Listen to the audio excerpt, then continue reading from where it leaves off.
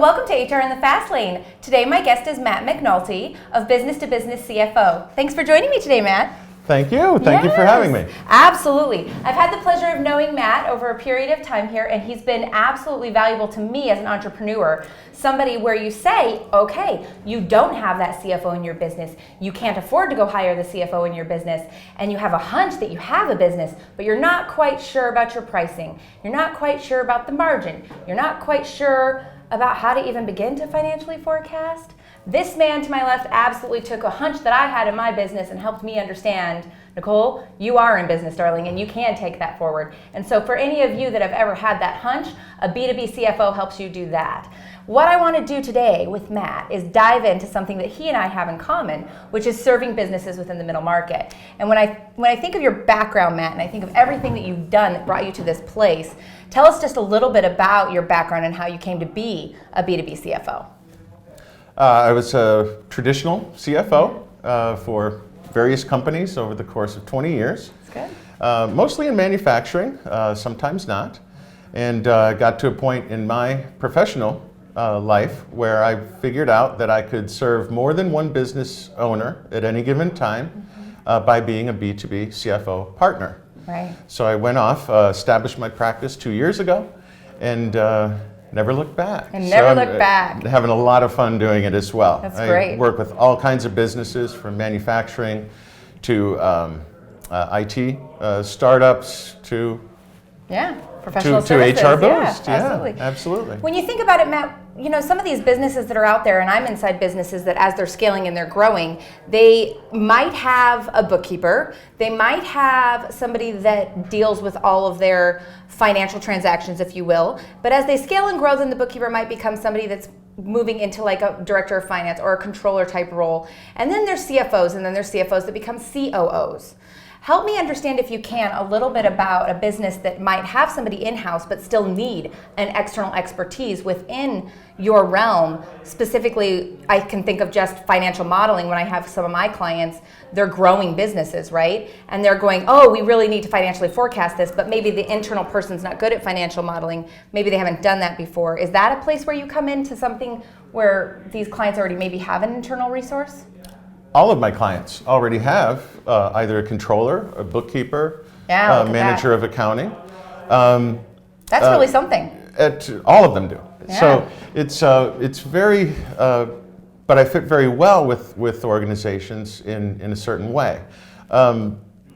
Basically, my clients are at a certain stage in life where the business cycle that it can be a growing business, it could be a business that's stumbling a little bit, or very stable. And like I say, all my clients have, let's say, controller type, which is a position which is very accounting oriented, very transactional, very what's happening now and in the past. My role in my client's business is to be forward-looking and not transactional, very strategic, forward-looking, and helping business owners really chart the course for the next level and the next step. Right. My focus is less about what happened in the past, but focused on forecasting for the future. Which is really contrary to what common people believe about finance in general, right? Absolutely. Right. So it is. Some of it is about educating Yes. business owners about looking into the future. When you think about some of the clients that you're coming into right now, I know you and I have both been in businesses, you know, for years working with them, both inside the business before we went on our own, and then now out on the open marketplace, if you will. When you think of these different clients that you're working with and you saw them kind of go through the recession over the last decade or so and then survive and sustain their business, and now you're starting to see symptoms of growth. What are some of the symptomatic things you're seeing with your clients right now in terms of growth that get you excited? The whole environment is very exciting right now. That's great. And it's very recent as well. And when I'm talking to potential clients and my existing clients, what I'm seeing is a shortage of talent at this point. And it's that shortage of really top employees that is a challenge for business owners at this point and in all industries. I believe that as well. I see that everywhere. Do you think that for your clients it's particularly just skilled talent, or are you particularly seeing it in terms of just how they define talent and what they define to be talent for them across industry? my clients come from different industries, and it's pandemic. Okay. So we're talking about all kinds of employees. Right. For example, I have a client that is a trucking company. There's a nationwide shortage of truck drivers, of all things. You just, unless you're in that industry, you don't know this. But if you're in that industry, it's a real constraint on growth and revenue. There's more business in terms of over-the-road trucking than there are drivers to take that business. And it's a real issue. Yeah, and that gets into my wheelhouse in terms of talent pipelining and really having a strategy around that, actually knowing that you have to make your talent perhaps instead of buy your talent, and having a plan around that. Do you feel that when you go into businesses that you're working with right now who are dealing with the challenges of maybe growth, do you feel that you find that they're actually responding strategically to some of the challenges that they're dealing with as they're growing symptomatically? No, they are not responding strategically, not all the times. In some ways, yes. Okay. But by and large, no. It's what I do see in many businesses is activities that are very reactive, rather than proactive. And that's where I come in as a B2B CFO partner, that I can step in and look at things objectively and without a sense of, certainly with a sense of urgency, but not with the sense of fear. Of course, of course. So, same client, I reached out to you. I said, I have resources outside my partnership that I can draw on, and you are one of them. Oh, thanks, man. That's nice. And but that's a strength of my practice, is that I have people in different areas of expertise that I can reach out to for advice, second opinions, etc. So no, very reactive. What are some of the ways that you would define reactive, and then how do you recommend to your clients to make a shift to even that self-awareness of understanding that they could work strategically if they rose above that, to maybe put themselves ahead, versus, for example, what we see, right, which is turning down business, which is actually not bringing in additional revenues into the business that they could take on should they have a strategy or a strategic plan about how they're going to address this gap in their business, in addition to maybe not working always towards strategic alliances in terms of handing that work off to subcontractors or other different businesses, but putting actually a plan in place. How do you come in and actually help them understand this is something that they could proactively do? Again, it's objectivity. And when I do walk into a business that is experiencing issues and a real challenge, let's use finding talent as an example. What I see in a lot of businesses is taking a step back. And by that I mean, we did the activity A in the past. Let's go back to doing that activity on a larger scale. And basically doing more of the same thing doesn't necessarily yield the results that one wants.